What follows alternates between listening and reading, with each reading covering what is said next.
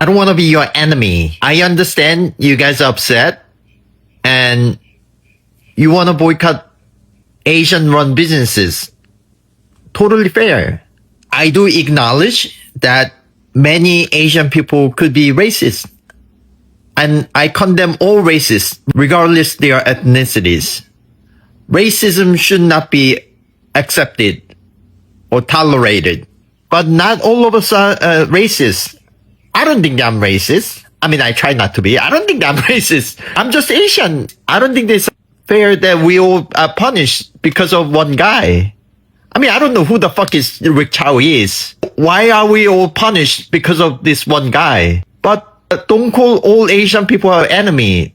Boycott Asian businesses. Please do. We'll get rid of the Chinese takeout, the dry cleaners, the laundromats. Let's get rid of the liquor stores as well. Get rid of the Jordans you guys wear, the Nikes you wear, the shower caps, the Hondas, the Hyundais, all your car electricians, the electronics in your house, the Sony, the TV system, your sound system, the microphones that you guys use to rap and speak about awareness for the black culture and the hip hop culture. Where do you think that's made in? That's made all in Asia. And here's another thing for you guys. You guys want us to leave the neighborhood so bad? Oh, Asian people are in our neighborhoods? We're in white neighborhoods. We have our own Chinatown. We have our own Koreatown. You think we really need you guys to benefit off and make money? A lot of us do go to college as well. You're being outworked by immigrants who barely speak English. And you're not embarrassed?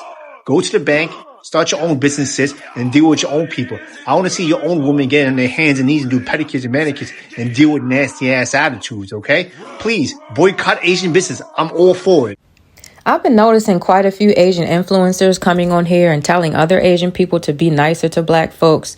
And we're in their comment section like, oh, I like you. And thank you so much for telling the truth. But I need my people to understand that while some of these content creators are genuine, everybody knows how forgiving black people are. They know how inviting we are to every other race, even the ones that treat us like trash. They wouldn't be on here trying to get back into our good graces if what we were doing wasn't working. Remember, we are redirecting our wealth back to ourselves. Let's not get distracted from what this is all really for. One day we'll be looking back at this moment in history when black people took back control of our wealth and climbed up out of these trenches, y'all. And one day our great grandkids are going to be so proud of what we're doing right now. If black folks boycotting Asian businesses is what it takes to fast track Asian folks into deconstructing their internalized white supremacy and anti-blackness, so be it. Boycott. I didn't apologize to the black community in my video yesterday so that y'all would magically trust me or forgive Asian people suddenly. I apologized to hold my people accountable because the Asian community owes an apology and the black community deserves to receive an apology. Is it enough? No. But is it one grain of rice in the direction of repair? I believe so. Trust can only be rebuilt through action, so I will continue educating Asian folks in my life, both online and in real life, to deconstruct the internalized white supremacy and anti-blackness, because black folks are some of the most soulful, caring people I know, and y'all deserve better. I don't understand how the most educated group of people, Asians, can't figure out why black Americans are trying to boycott their businesses. It's so crazy to me that Asians think black Americans are doing this to get back at us, or that this is a generalization of all Asians that we are all racist like Rick Chow. The boycott is pent-up frustration from years of black Americans dealing with Asian-owned businesses and constantly getting racially profiled, followed, and the overall lack of respect that they have to deal with, even though they are these businesses' said main customers. Mind you, Asians that own said businesses in predominantly black neighborhoods extract that money and go take it back to their own communities. So black Americans are collectively trying to say, if you're going to come in here and take our money and leave, the very least you can do is treat us like a normal human being and not assume that every black person that walks in the door in a black neighborhood is a criminal. Seems pretty reasonable to me. Just a reminder to other Asians, when the black community says that they're going to boycott Asian businesses, that's not them being racist. They're literally just asking us to give them the respect that they rightfully deserve. There's a lot of anti-blackness in the Asian community, and I'm sick of seeing it. We're all sick of seeing it. And the black community knows that all Asians aren't racist. It's just that these Asian businesses need to be reminded that they literally profit off of the black community. What's up, gang? Have you heard the news? Yeah, man, I'm responding to the Asian guy saying that black people need what they putting out. Brother, before y'all started building shit, we been building shit. the white man was hating and blowed our shit up.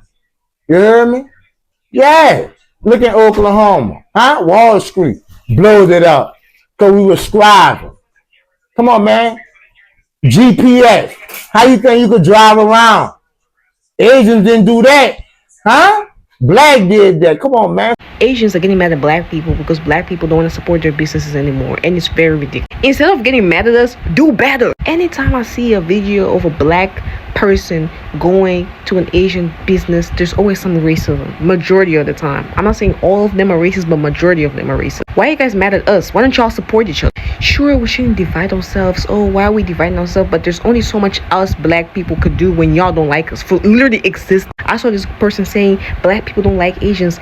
Black people being glazing Asians. Y'all are the ones that be worshiping the white people and start hating us for no reason. And this is to the one Asian dude that was crying saying he don't know Jim Chang Woon. Please don't boycott us all Asians because we're not all racist. This is to you. In school, they taught us one rotten apple spoils the rest. So, sorry, bud. So, you tell me why the fuck that Asian man got on the internet talking about some we need them. And that we still gonna pull up to their business and telling us to boycott. It was an Asian person that told us to boycott. And now you mad at us because we like, you know what? We do be feeding y'all niggas. And y'all disrespectful as fuck. Yeah, not everybody racist. Not every person in each race is racist. Correct. But it doesn't defeat the point that the people that's representing you, y'all are allowing it. And not only are y'all allowing it, y'all were reposting his video and sharing it and thought it was funny. And now that niggas is thinking and like, damn, we low-key should stand on this shit. It's not everybody. Shut the fuck up, nigga. In 2026, acting goofy about why Black Canadians and Americans are boycotting Asian businesses is just a testament to the anti-intellectualism and the literal racism that is prevalent in the diaspora of Asian communities. But I just wanted to add my 2 cents as an ally to the Black community. Maybe instead of say boycott, look at it as an audit.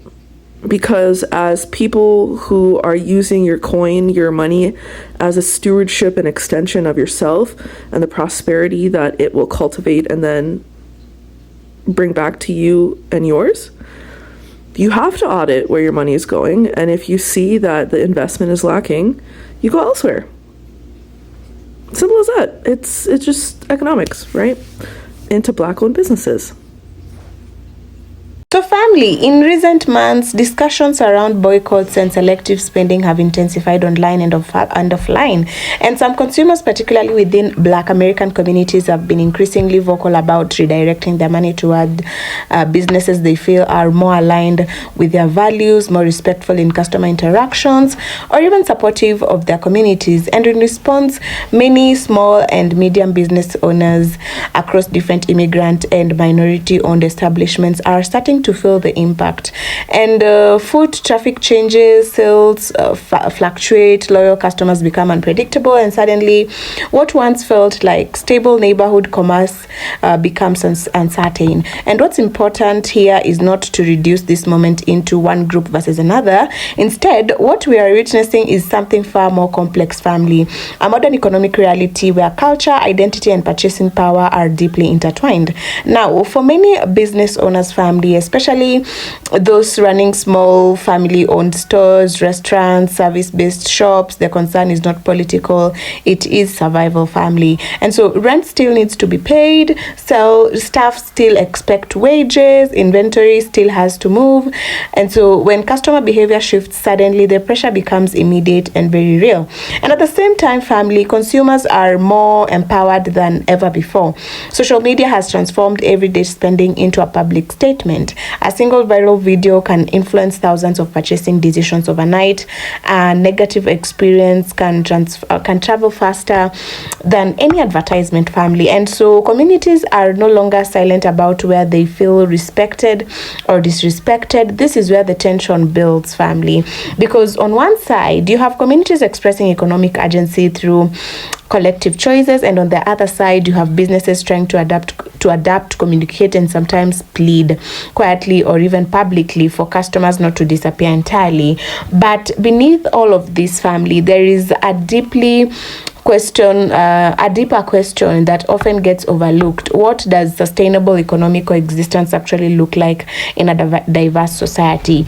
Is it possible for communities to express dissatisfaction through spending choices without long-term economic fragmentation? And can businesses respond not with panic or pressure, but with genuine listening, adaptation, and even cultural understanding?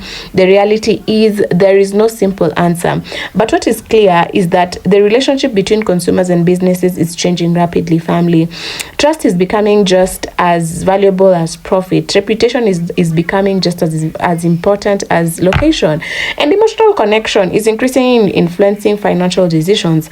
And some business owners are now rethinking how they engage with their communities, improving customer service, increasing representation, and even becoming more intentional about how they communicate. And at the same time, family, some consumers are also reconsidering the long-term impact of constant boycotts, asking whether sustained disengagement leads to meaningful change or unintended consequences for local economies. And what we are seeing is not just conflict, family, it is recalibration, a messy, uncomfortable, but very real recalibration of economic relationship in a highly connected world. And as this continues, family, one thing becomes increasingly clear. In today's economy, no business is too big or too small to ignore the power of public sentiment. And no consumer group is without influence when they choose to move together. And so now the question now is not who is wrong versus who is right, but how both sides evolve in response to a new reality where money, identity, and voice are more connected than ever before.